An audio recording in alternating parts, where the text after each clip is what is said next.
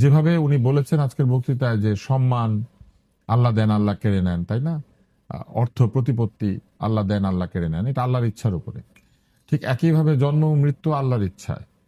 তাই ভয়ের জায়গা নয়, আমি বলবো যে সতর্কতার জায়গা আমাদেরকে থাকতে হবে এবং যতটুকু সম্ভব সর্বোচ্চ নিরাপত্তা নিশ্চিত করতে হবে। এটা করার জন্য যা কিছু প্রয়োজন সেটা যেন তার প্রথমে তার দলের যারা আছেন তারা যেন সেটা করেন, এবং এই মুহূর্তে যারা সরকারে আছেন তারা যেন সেটা প্রোভাইড করেন। এবং তিনি যদি ভবিষ্যতে নির্বাচিত হয়ে সরকারের দায়িত্বে আসেন সেক্ষেত্রে তো তিনি এমনিতেও এই সরকারি প্রোটোকলটা পাবেন। কিন্তু গণতন্ত্রের স্বার্থে আমি মনে করি প্রতিটি গুরুত্বপূর্ণ রাজনৈতিক ব্যক্তিত্বকে এই প্রতিরক্ষাটা দেওয়া উচিত। ওসমান হাদির যে দুর্ঘটনাটি, এটি আমাদেরকে আরেকবার মনে করিয়ে দিয়েছে, দেখেন যে এই ছেলেটিকে এত সাধারণভাবে নেওয়া হয়েছিল যে তার জন্য একটা পুলিশ পাহারা কিংবা একটা গানম্যান কেউ চিন্তা করে না, অথচ ছেলেটা প্রত্যেক বক্তৃতাতে বলতো যে তার জীবনের আশঙ্কা আছে, তাকে হুমকি দেওয়া হচ্ছে। খুব সাধারণভাবে নিয়ে ফেলেছিল এই সিস্টেম। আমি মনে করি যে এটা ঠিক হয় নাই। এবং একইভাবে আজকে তিনি কিন্তু এই শহীদকে স্মরণ করেছেন। এই শহীদ তো তার দলের না, কিন্তু এইখানে উদারতা আছে। তিনি এই শহীদের যে আত্মত্যাগ সেটাকে স্মরণ করেছেন এবং ইনসাফের যে শাসন সেটা প্রতিষ্ঠা করার লক্ষ্যে কাজ করবেন, এটা যেমন বলেছেন, হযরত মুহাম্মদ সাল্লাল্লাহু আলাইহি ওয়াসাল্লামের ন্যায়পরায়ণতার উদাহরণও দিয়েছেন।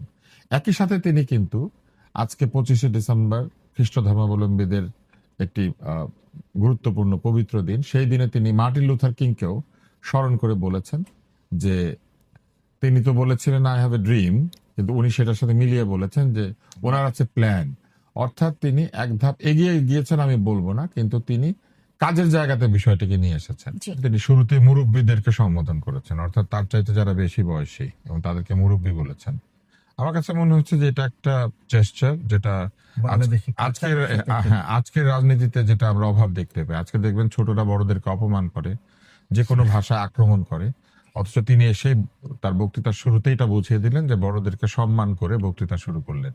আমার কাছে এটাও একটা ভালো মেসেজ মনে হয়েছে যে তিনি মুরব্বীদেরকে স্মরণ করেছেন, অর্থাৎ যারা বেশি বয়সী। বেশি বয়সী মানে যে বেশি ক্ষমতাবান তা কিন্তু না, কিন্তু বয়সের কারণেই তারা সম্মানের উপযুক্ত, যেটা আমাদের দেশের সংস্কৃতি। আমরা মনে করি আমাদের দেশে, আমাদের বাংলাদেশের বাঙালি সংস্কৃতিতে আমরা কিন্তু একদিন যে বড় তাকে ভাই ডাকি। আপনি দেখবেন যমজ ভাই বোন হয় 2-4 মিনিটের আগে পরে আমরা কিন্তু বলি ও বড় ও ছোট। এটাকে আমরা কেন বলি? আসলে আমরা বড়কে সম্মান করার যে প্রক্রিয়া আছে সেটা আমরা করি শুধু বয়সের কারণে। তো এই ব্যাপারটিকে তিনি স্বীকৃতি দিলেন, উনি বললেন যে মুরব্বীদের কথা, তারপরে ভাই বোনদের মানে ভাই বোন বলে ডেকেছেন সবাইকে, জাতীয় নেতৃবৃন্দকে সম্বোধন করেছেন, সেগুলি তো যেভাবে হয় এইভাবে বলেছেন। এবং এই জায়গাটি ছাড়াও বিভিন্ন জায়গাতে তিনি ছোট ছোট করে বেশ কিছু পয়েন্ট এনেছেন, যেটা আমার কাছে মনে হয়েছে যে এক্সটেম্পোর বক্তৃতাও যদি হয়, এখানে তিনি কিছু মানুষকে দূরে ঠেলে দেন নাই। যেমন তিনি প্রতিবন্ধীদের কথা বলেছেন এবং তিনি একটা সংখ্যা উল্লেখ করেছেন, এটা হয়তো কম বেশি হবে, এটা হয়তো কম বেশি হবে, হয়তো একটু বেশি হবে, কিন্তু উনি 40 লক্ষ প্রতিবন্ধীর কথা বলেছেন। এই যে আমাদের দেশে জন্ম নিয়ে নানান কারণে শুধুমাত্র কিছু প্রতিবন্ধকতা এবং হয়তো দরিদ্র পরিবারে জন্মেছেন, প্রতিবন্ধকতা আছে, এই কারণে মূল ধারার যে কাজ কর্ম থেকে শুরু করে মূল ধারার যে অর্থনৈতিক কর্মকাণ্ড সবকিছু থেকে যে কিছু মানুষ বিচ্ছিন্ন হয়ে যান, তারা যে কোথাও এমনকি প্রবেশ করতে পারেন না, প্রবেশাধিকার থাকে না, অ্যাক্সেসিবিলিটি নাই, বাসে উঠতে পারেন না। আপনি দেখবেন আমাদের বাসগুলি প্রতিবন্ধী যারা তাদের ওঠার জন্য সহজ না, আমাদের ট্রেন একদমই প্রতিবন্ধীদের ওঠার জন্য সহজ না, আমাদের ট্রেনের সিঁড়ি দেখবেন যে খুবই অন্যরকম। এরকম বহু জায়গা আছে যেখানে অল্প একটু মানবিক হলে পরে প্রতিবন্ধীরা অনেক সুযোগ পেতে পারে, অনেক কিছু করতে পারে। তিনি কিন্তু আজকের বক্তৃতায় প্রতিবন্ধীদের কথা বলেছেন, এটা আমার কাছে ভালো লেগেছে। এবং আরেকটা কথা বলেছেন যে মায়ের দৃষ্টিতে দেখা বা মায়ের মতো করে, আসলে একজন মা যদি কিভাবে চায় তার সন্তানরা কিভাবে থাকবে, সে চিন্তা করে সন্তানের পেটে ভাত থাকবে, সন্তান নিরাপদে থাকবে, তারপরে চিন্তা করে বস্ত্র পাবে, বাসস্থান পাবে, শিক্ষা পাবে, স্বাস্থ্য পাবে। এরপরে কি চিন্তা করে? সুশিক্ষার পাশাপাশি সন্তানকে আচরণ শেখায়, যেটা স্কুলে শুধু না বাড়িতেও শিখতে হয়।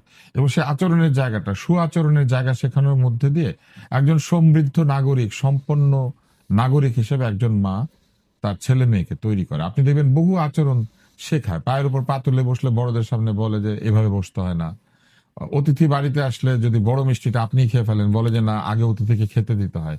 এই যে আমাদের সংস্কৃতি, সেই সংস্কৃতি অনেক ক্ষেত্রে আমাদের শিক্ষার মধ্যে নাই, আমাদের রাজনীতির মধ্যে নাই, আমাদের কোথাও নাই আসলে। এগুলিকে আমরা ওই শুধু মধ্য আয়ের দেশ হব, উচ্চ আয়ের দেশ হব, এত টাকা কামাবো, মাথা পিছু আয়, মাথার পিছন দিয়ে আয়, মাথার সামনে দিয়ে ঋণ, এর ভিতর দিয়ে আমরা গিয়েছি। কিন্তু আমরা একটাবার বলি নাই যে বাংলাদেশের মানুষকে সৎ, সাহসী, দেশপ্রেমিক, সুআচরণকারী মানুষ হতে হবে। উনি যে দেশটাতে থেকেছেন, আমার ধারণা যে উনি খুব কাছে থেকে দেখেছেন যে এই ব্রিটিশরা অশিক্ষিত হইলেও তাদের আচরণ ব্রিটিশ। আমার কাছে মনে হয়েছে যে এই বিষয়টি তিনি শুধু দেখেনই নাই, উনি উপলব্ধি করেছেন যে একটা উন্নত জাতি আসলে শুধুমাত্র টাকা পয়সা, বাড়ি গাড়ি কিংবা এই যে সামরিক শক্তি এগুলো দিয়ে উন্নত হয় না, মানুষের উন্নত আচরণের মধ্যে দিয়ে উন্নত হয়ে ওঠে। ফলে তিনি একটা চমৎকার উন্নত আচরণ করেছেন, বড়দেরকে সম্মান করলেন। তারপরে তিনি বলেছেন মায়ের মতো করে। এইটা হচ্ছে সেই জায়গাটা যে মা কিন্তু ছেলে মেয়ে স্কুলে না গেলেও আচরণ শেখায়। সালাম দে, সোজা হয়ে বস, পায়ের উপর পা তুলিস না, তাই না? এই বলে না, পারিবারিক শিক্ষা থেকে এই শেখানো হয়। শিক্ষাটা অর্থাৎ দেশকে পরিবারের জায়গায় চিন্তা করে মায়ের মতো করে দেশকে দেখা। আমার কাছে এই কথাগুলি মনে হচ্ছে খুব সাটল থিঙ্কিং, খুবই সূক্ষ্ম চিন্তা, কিন্তু এইটা আছে। ইনসাফের কথা যেমন বলেছেন, তিনি পরিশ্রমের কথা বলেছেন, ডেকেছেন লোকজনকে যে সবাই সহযোগিতা করেন, এবং নির্বাচনে ওইভাবে জেতা হারার প্রসঙ্গ তোলেন নাই। নির্বাচন কিন্তু হবে, নির্বাচন উনি দাঁড়াবেন, কিন্তু উনি নির্বাচনে জেতা হারা নিয়ে কোনো কথা বলেন নাই, কারণ আজকের দিনটা জেতা হারার কথা বলার দিন ছিল না, এবং তিনি কিন্তু ওইভাবে যান নাই। জি, এটা আমার কাছে ভালো লেগেছে।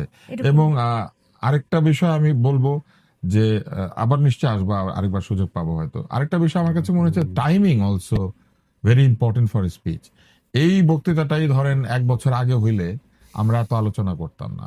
আজকের টাইমিংটা, যে সময়টা উনি ফিরেছেন, আজকের যে সময়, যে চাহিদা মানুষের, যে শূন্যতা, নেতৃত্বের যে প্রয়োজনীয়তা, এই সবকিছু মিলিয়ে এই বক্তৃতাটা একটা সময় এই বক্তৃতাটাকে অনেক সাহায্য করেছে। তাহলে সময়ের আকাঙ্ক্ষা অনুযায়ী একটা সময়ের আকাঙ্ক্ষা অনুযায়ী তিনি আমরা বক্তৃতাটা পেয়েছি। দিতে পেরেছেন, সময়ের চিন্তাটাকে ধরতে পেরেছেন। এবং এইটাও আমি মনে করি যে গত 1 বছর ধরে তিনি আসলে এই চেষ্টাটা করে যাচ্ছেন এবং বেশ সফলতার সাথে করছেন। গত 1 বছর ধরে তিনি যত বক্তৃতা দিয়েছেন, প্রতিপক্ষকে কোনো ধরনের ব্যক্তি আক্রমণ করেন নাই, কোনো ভাষাগত আক্রমণ করেন নাই, কোনো উগ্র বক্তব্য দেন নাই। আহ, সেটা তো উনি- তিনি আগেও বলেছেন, প্রতিহিংসার রাজনীতি হ্যাঁ, তিনি উনি করবেন সেটা না। করেন নাই, এবং আজকেও আপনি লক্ষ্য করলে দেখবেন উনি কিন্তু কোনো অভিযোগ করেন নাই। আমি প্রফেসর অনেক কমপ্লেইন থাকে কিন্তু, রহমান বুঝলেন, খান, এসে বলে এই খারাপ, ওই খারাপ, ওই খারাপ, অনেক অভিযোগ। উনি কিন্তু কোনো অভিযোগ করেন নাই, উনি বরং আহ্বান জানিয়েছেন। এটা আমার কাছে ভালো লেগেছে।